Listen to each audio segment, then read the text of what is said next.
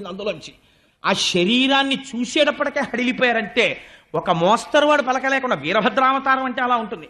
అభ్రం లిహాదభ్ర విభ్రమ బ్రభ్రమ కృనీల దీర్ఘ శరీరమర, అటువంటి అంటే స్వరూపం అది. పుట్టగానే ప్రజ్వల జ్వలన దీప్త జ్వాలిక జ్వాల జజ్వల్యమాన కేశములు మెరయ, మిరిసిపోతున్నటువంటి జుత్తు, జండ దిగ్వేదండ శుంఠాభ దుర్దండ సహస్రధృతి హేతి సంఘమొప్ప, అటువంటి వాడై ఘన కపాలస్తి మలికలు తనరా, పెద్ద కపాలమాల ధరించాడు. వేసుకుని పెద్ద ఉద్వేగంతో ఒక్కసారి దూకాడు. దూకి శంకరుడి పాదాలకి నమస్కరించాడు. అనఘుడు రుద్రుచేరి ముదమార ప్రదక్షిణమాచరించి అనివార్యగతి వేగంబున కుంభిని దక్కతలన్ పదంబుల మణి నూపురం మ్రోయ భీషణ దంస్ట్రలున్ వెలుగా ఒక్కసారి బయలుదేరాడు. ఆ బయలుదేరినటువంటి శబ్దం ఎలా వచ్చిందంటే